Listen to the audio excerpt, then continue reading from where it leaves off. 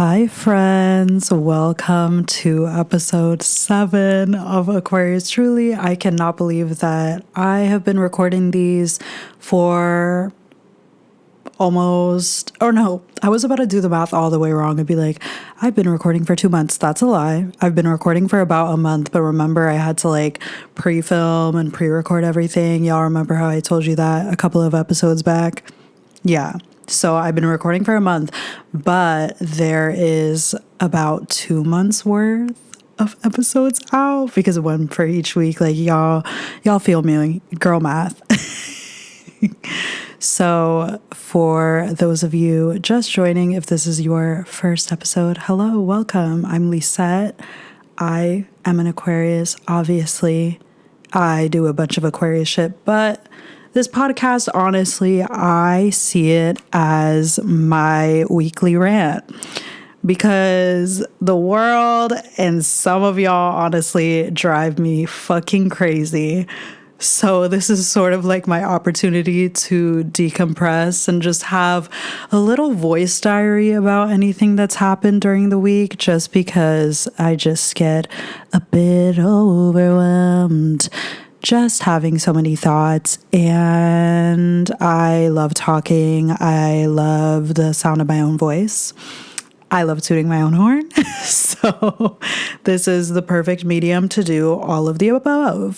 So this week's episode, well, first and foremost, congrats on everyone that survived the collective crash out that occurred on the internet about 2 or 3 days ago. Honestly, that crash out did concern me just a tad. I'm gonna get all into it.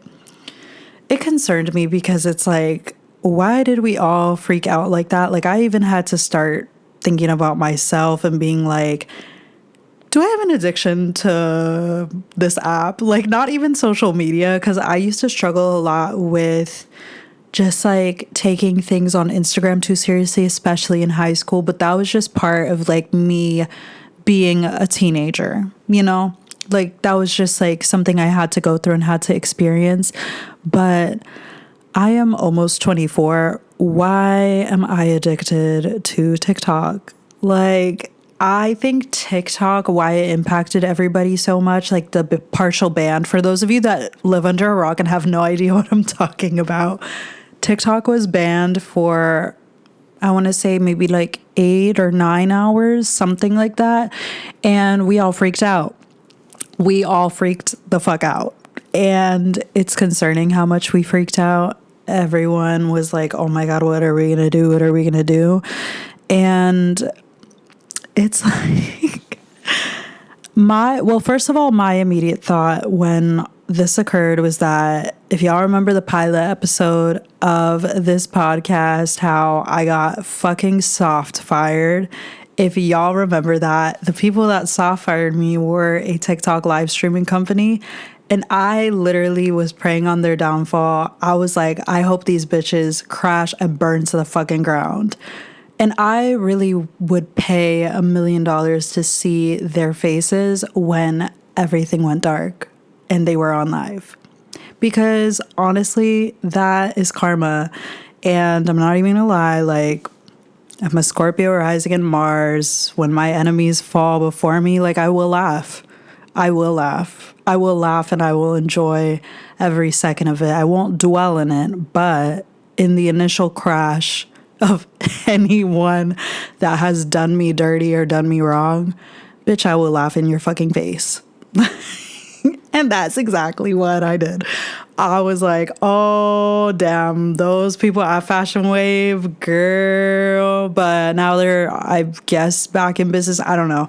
Like I said, I try not to dwell. I didn't want to overly obsess over their downfall because that also can bring bad karma.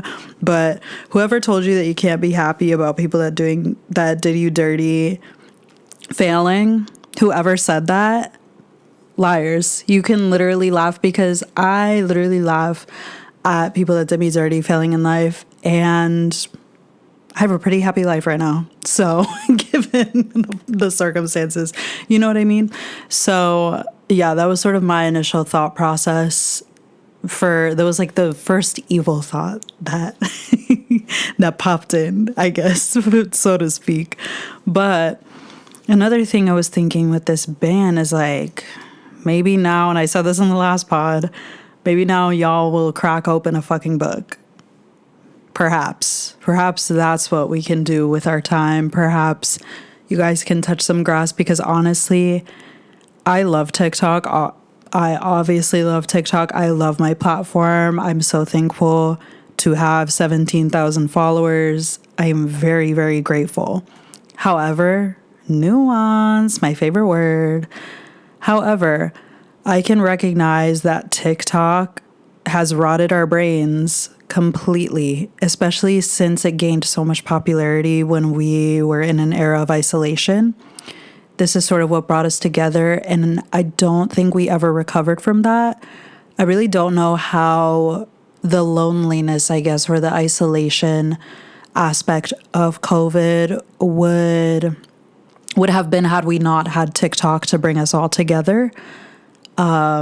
That was when I think I started like seriously growing on social media. I was growing a little bit on YouTube when I was like 17, but like not to the extent of TikTok. Like I had never gone viral for anything before. So this was sort of like my first experience of like, I guess, people knowing me or like knowing what I do.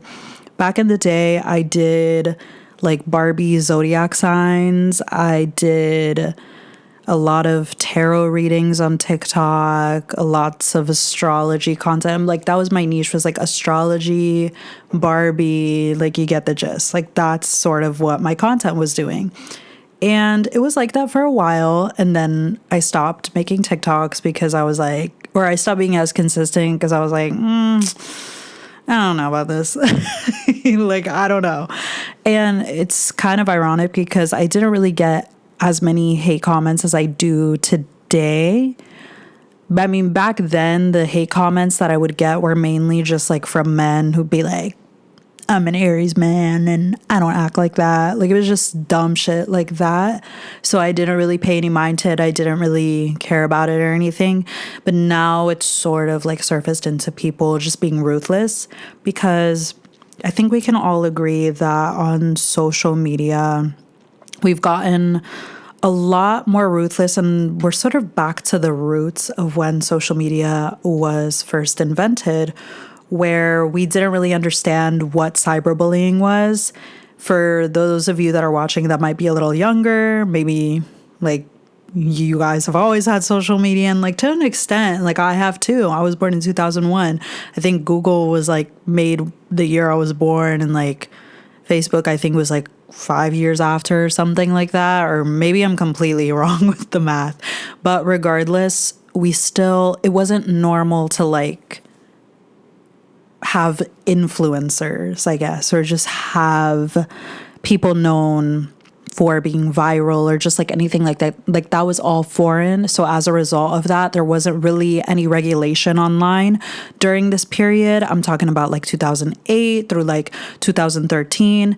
I would say like when we started to see cyberbullying and then trigger warning, like suicides, we started to see these as a result of like cyberbullying and social media in, I think, like 2012. Obviously people have like committed suicide before that, but I'm saying as a result of social media or social media bullying, cyberbullying, anything in that realm. I mean, we had this really ominous story from this kid that I think he went to Rutgers. I can't believe I forgot his name, because it was just like a really big part of going to school in Jersey, is they would tell the story of this guy who was gay. He was closeted. This is like, I think 2009. I might be completely off with the years. I should have done a fact check before making this video, but here we are. For those of you in Jersey, y'all know what I'm talking about. Even I think some people in New York too, that there was this kid that he asked his roommate like, hey, could I have the room to myself? Like I'm having my man over, blah, blah, blah. The roommate was good with it. The roommate was chill. This roommate ended up putting a camera in his room and recording this and posting this online. I want to say he posted it on Facebook. And then after that, this kid threw himself off of the GWB. And it's a really chilling story. But this is sort of what I'm talking about with the lack of regulation that we had on social media was normal. You could outwardly call someone ugly, fat, anything that, and I don't really even like to use fat as a prejudice word. I see it more as like a neutral term, but I'm talking about at the time, like it was like, you're fat. And unfortunately, a lot of society still lives in this belief that fat is a dirty word or fat is a nasty word or something you don't want to be, which I think is dumb. I think literally just y'all should mind your own business and let people live. And, you know, if you're disgusted by a word like that, maybe that's something to unpack within yourself. But before I go on a crazy, crazy tangent, you could outwardly cyberbully people and there wasn't really any flagging. If you have a TikTok account and just anyone who posts videos, you might notice if you get comments that are cyberbullying you, TikTok will flag the comments and they will not put them for the public to see unless you yourself approve the comment, if they notice that it's a bit suspicious. We didn't have things like this in 2012. You could literally say whatever. I mean, y'all can watch Cyberbully by Emily Osment, starring Miss Emily Osment. Jesus Christ. I guess Lisa can't talk today. Starring Miss Emily Osment, which that movie was good for the time. If you watch it now, you will giggle. I'm not gonna lie. Like, you will giggle. She did amazing, but it doesn't resonate because social media has changed. We've transformed. We are in a new era. But now, which is kind of where this whole tangent even started in the first place, is now we're sort of going back to that era of being able to say whatever we want to people online. At first, it started in 2020 on TikTok with the red hearts, where someone would post a singing cover and then they'd be like, this sounds great, and then put like a fairy emoji and a sparkle emoji and then a red heart emoji and be like, on silent. Like, y'all know what I'm talking about. But you'll see a lot of comments like that on TikTok. You would see a lot of that in 2020, and now it's straight up coming for people's looks. I think someone literally said, I've never taken retinol a day in my life or something, or I look like I don't know what retinol is.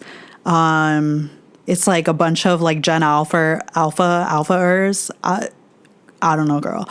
A lot of them basically saying that, like, I'm old, I'm this hag, like, blah, blah, blah. Like, they'll literally say shit like that. It's obviously, like, funny, but I will admit, in my little Grinch heart, I do have some feelings, guys. When you get a flood of comments like that, it is a lot to take in. But I think what has allowed me to move past any negative comments that I get is recognizing that, one, the majority of the time, these people do not have a profile picture. So they're literally commenting on someone knowing that the other person doesn't know what they look like, so that they can't clap back at them.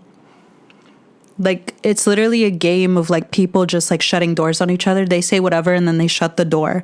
It's like sending a risky text and then blocking someone immediately after. Like, you're not giving them the space to say anything because you know that they can say anything. So you're sort of like taking away their power in that way, or at least attempting to. And that's sort of like what's happens, I guess, like on my social media account, is just like people saying shit and like expecting a clap back. And sometimes I do. I'm not gonna lie, y'all. Sometimes I respond because, one, engagement. Hey, every cent counts. Every cent matters, guys. But one, engagement. And two, girl, I'm from Jersey. You are not about to say something to me and not expect me to clap the fuck back. Are you kidding me? Are you kidding me? Like, do you know where I went to high school? Where you could not say shit to people, there would be a fight. You know what I mean? Like, so it's like, that's the type of energy that I grew up with. It's like, you say something, I will say something back. You know what I mean? So that sort of is sometimes like my motivation with responding, is I'm just like, it's just like how I grew up. Like I will clap back at you. I don't care, and I have no problem doing so. So with this, and I'm definitely not the imagine Lisa is the only person that experiences cyberbullying. The thing with me and cyberbullying is I've literally been cyberbullied my entire life, starting with a lovely, lovely, lovely website, which if y'all remember this website, it's giving real. Do y'all remember Ask FM? Moment of silence for Ask FM. Rest in peace to a real one. Ask FM. For my younger viewers, picture how you guys ask people to ask you questions on your Instagram story. You do like that little box and you're like, ask me a question. This was a whole website dedicated entirely to that.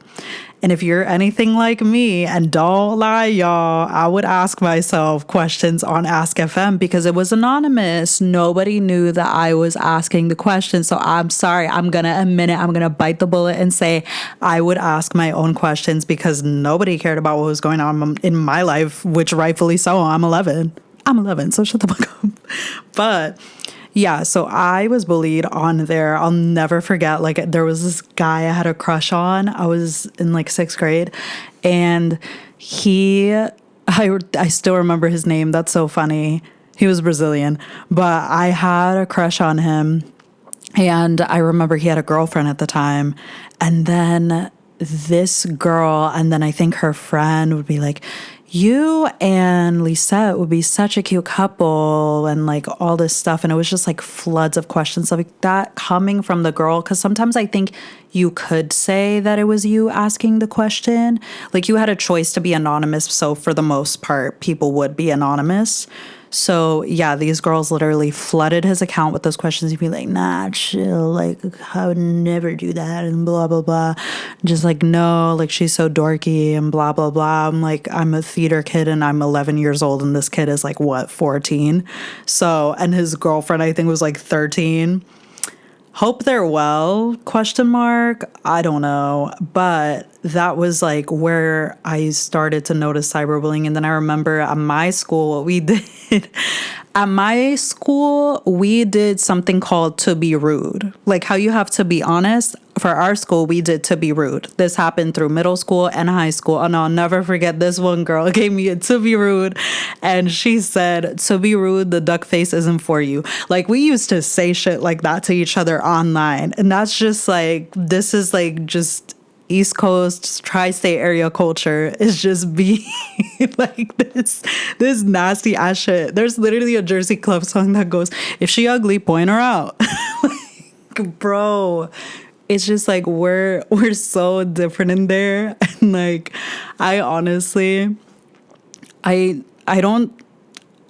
used to have a lot of resentment for my town and like my high school and coming from the town that I came from and be like, why do I have to be from Union? Why? Union's so booty hole and blah, blah, blah and all this stuff. But honestly, something that I'm learning in my adulthood is that I am honestly glad that I grew up in a town like that because I developed very thick skin at a very young age just because of the people that went to my school and the environment and the people that I was surrounded by.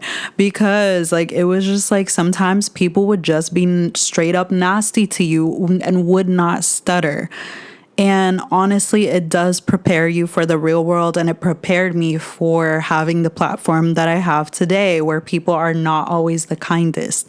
It's like, girl, at the end of the day, you're never going to make me feel like how that girl said that the duck face isn't for me. Made me feel like, you know what I mean? Or like those bitches on Ask FM or just like anyone that like did me dirty in middle school and high school. And like I said, I just have so much praise and happiness that I grew up in Union and that I was like raised there and everything. I'm born in Queens, but still, I'm like such a Jersey girl at heart. And like, I hate those people that are like New York, New Jersey, but it's just like I grew up commuting into the city like every weekend. My parents, when they first moved to the US, moved to New York. My parents are New Yorkers.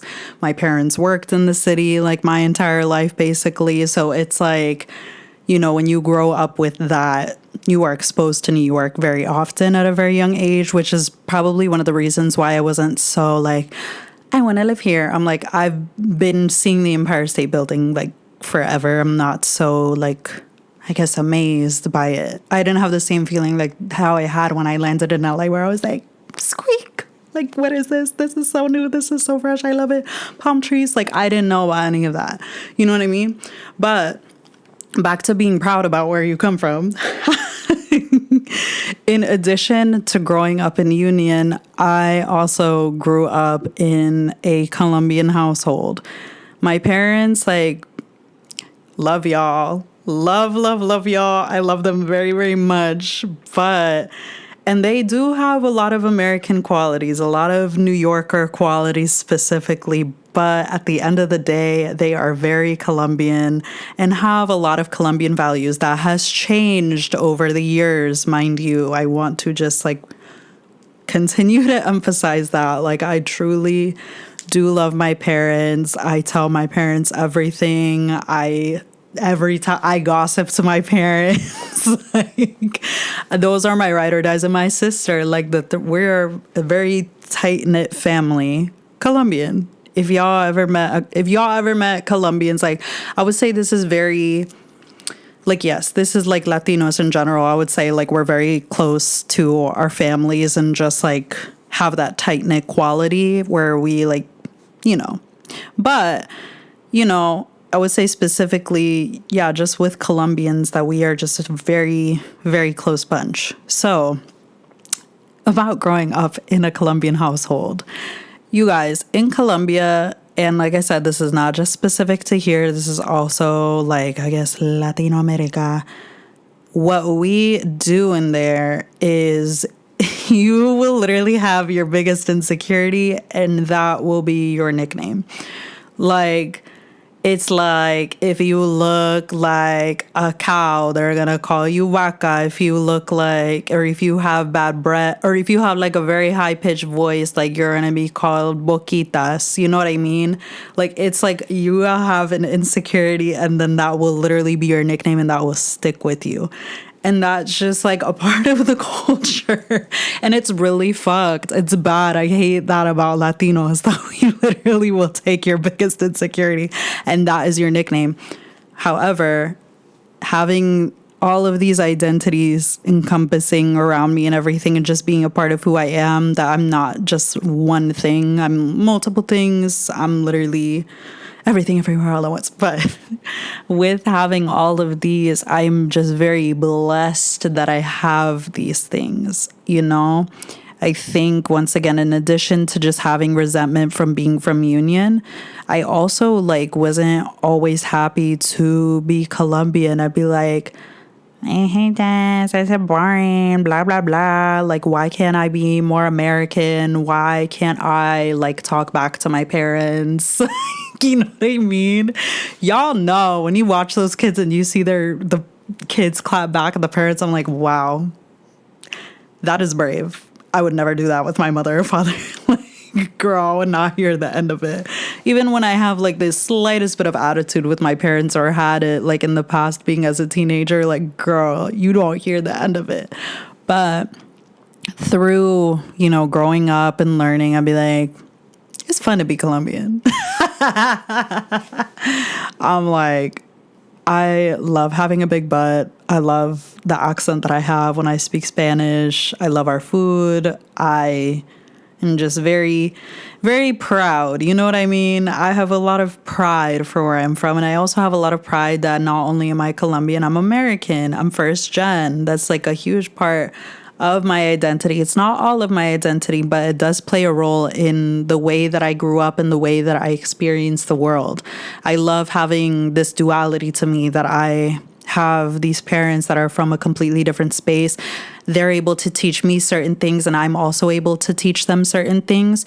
We're all constantly learning as a family and unlearning certain ideals, dismissing things, just also being from two different generations as well, where things were different and everything. It's nice to have those things, and it's nice to have that duality.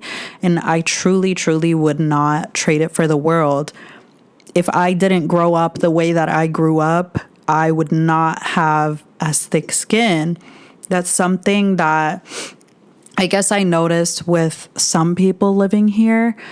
Not everyone in LA. I don't like that whole idea that like everyone in LA is fake. I think certain neighborhoods certain neighborhoods definitely do have that feel of like that people, it's like this isn't entirely genuine, but I think the people think that they're being genuine, and then it's like pleasantries don't give you a trophy, sorry.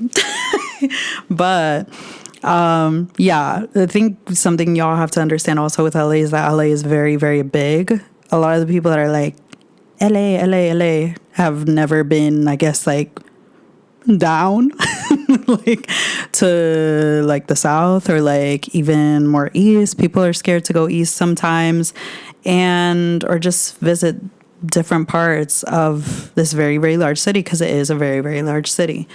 But something that I notice is that, you know, I'm able to be very direct because of how I grew up. And that's something that I am so blessed to have, because not everybody has that. Some people are scared to be direct. Some people are passive aggressive and are not honest. And I really appreciate that I am able to be direct. I am able to be an honest person. And it's really all to thank. The people who I can thank for that are my parents, my sister, and just the town. And, you know, being born in New York and growing up in Jersey and having all of this duality that I mentioned, all this loveliness. It really is your experiences that make you you. And that's why I think you should always be proud of like how you grew up, you know? Like, I think, you know, obviously everyone has their trauma and everything, and people grew up differently. But no matter what, everything has shaped you into the person that you are today. Every experience has added to that, whether it is positive or negative. It has all created the version of yourself that is in front of you today, which is why I think you should never be ashamed of where you're from or how you grew up. Like, everyone grew up differently. You know what I mean? Like, it's totally okay. Like, I'm just talking about these things because I am proud that I grew up this way. But if you didn't grow up this way, that is okay too. I love like how whatever you learned or whatever neighborhood you grew up in, or like whatever ideas you learned that made you you, because it made you you. Like, I love that for you. We're all different. We all did not grow up in the same way. And I love taking moments to be proud, to, I guess, like embrace all of the lovely qualities that I have.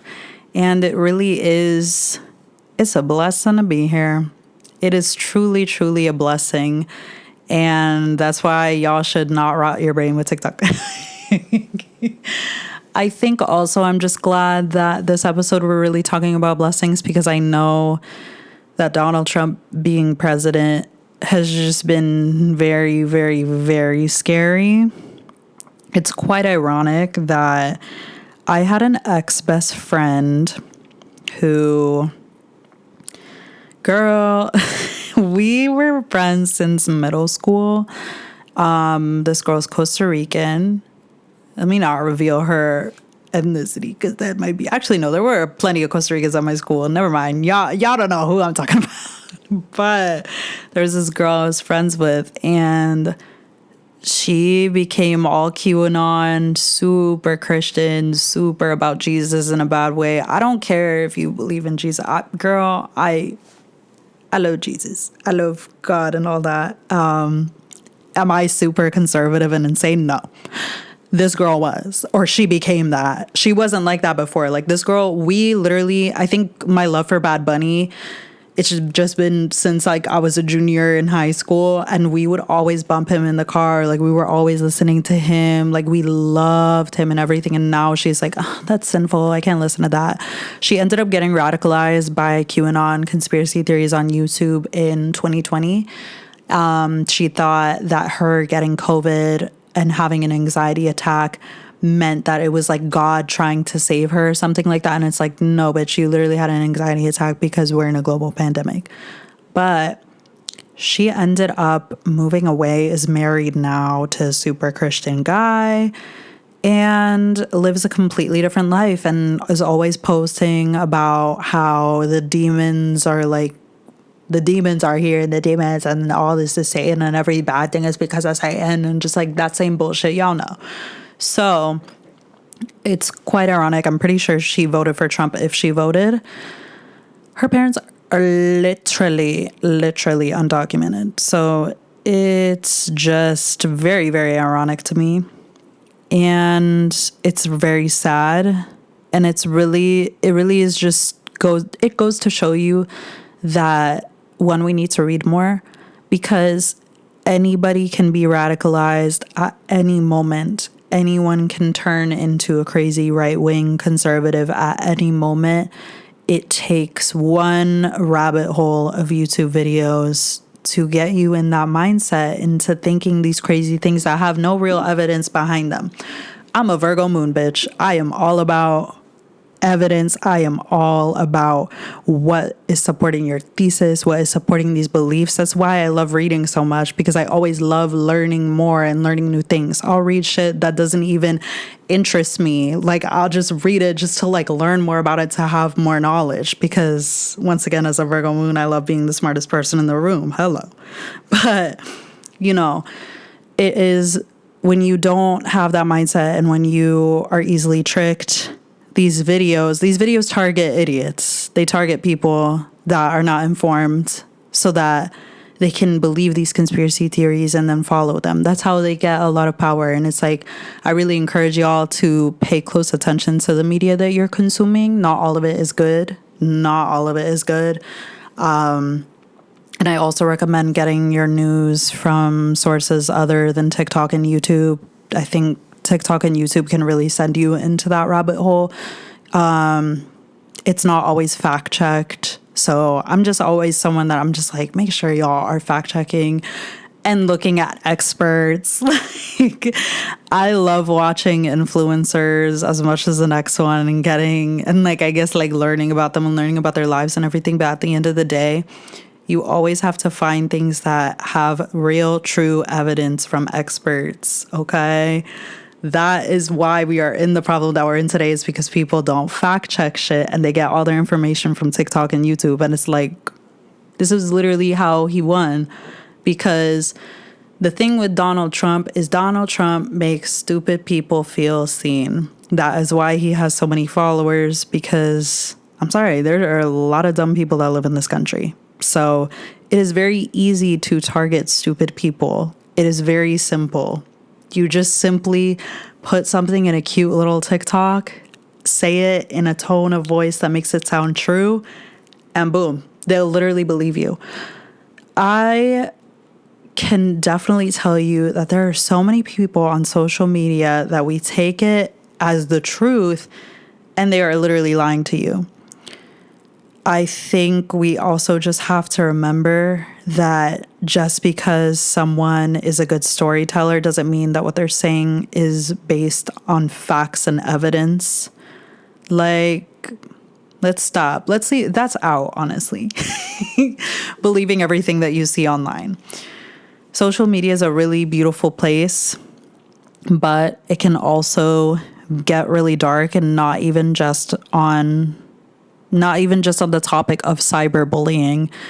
It can become a very dark rabbit hole of places, because it can truly transform someone.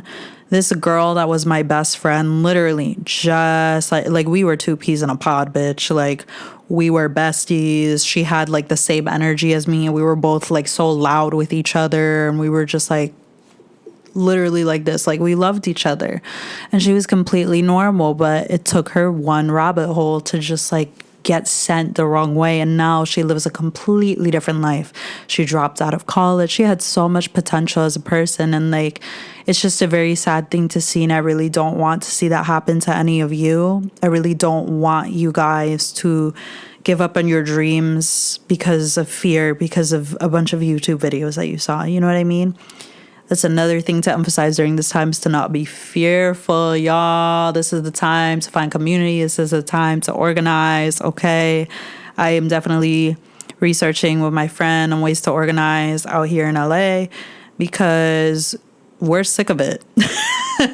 We are truly sick of it, and this will not stand. Like, one thing about me is if I don't like it, like, I will not let it stand, girl. I will not. So that being said, we are at the end of the episode. Thank you so much to everyone who listened, to everyone who watched. You guys can follow me on social media. Very interesting that I'm saying this after everything that I just said. But it's at Lisette Serrano on Instagram and TikTok. My YouTube account is Lisette Serrano, mainly just like music stuff, but y'all can check out my music. If you want to book a tarot reading with me, you can DM me on Instagram. I'm trying to make like a Google form just because like some people were saying to do that and suggesting that and thought it would be more organized, and honestly I think it would be. So that's what we're gonna do. Anyways, I hope you have a fantastic day. Don't get radicalized by TikTok and YouTube. Read everything, y'all. But that's all. Have a good one. I've been saying have a good one because I literally work at a school and work with children. Everything's have a good one. Have a good one. I can't. I love y'all. Have a good one.